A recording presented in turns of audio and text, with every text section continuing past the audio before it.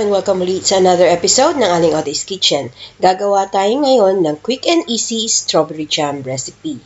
And here are the following ingredients.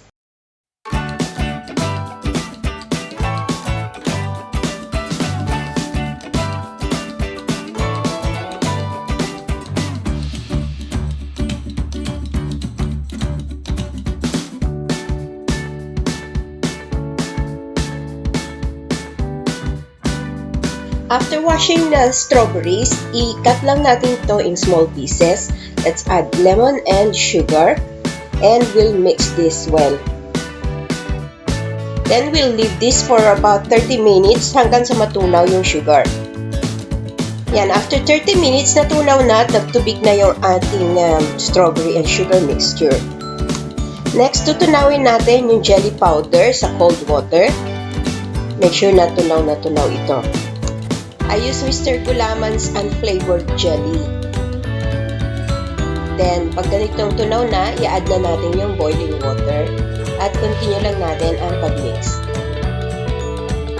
Dito sa isang pan, i-add na natin yung strawberry mixture at i-add na natin yung gelatin na tinunaw natin. We will simmer this on a medium heat at hahaluin natin to continuously. As an optional ingredients, you can add a few drops of red food coloring para matingkad yung kulay.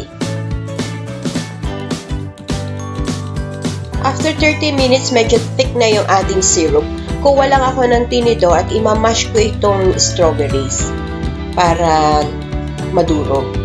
By the way, naglagay ako ng isang small plate sa fridge. Gagamitin natin to later.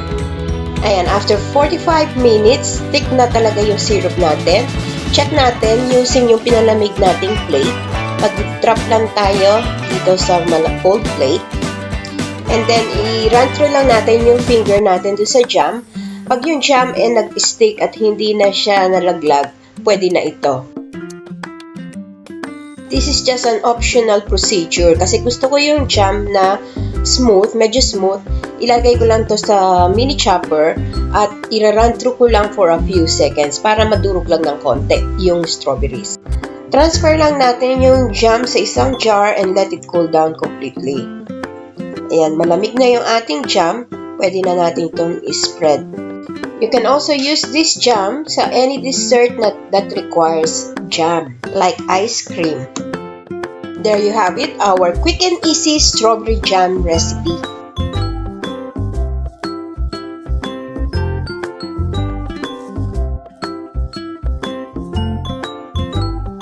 Please follow me on my Facebook page, Twitter, and Instagram.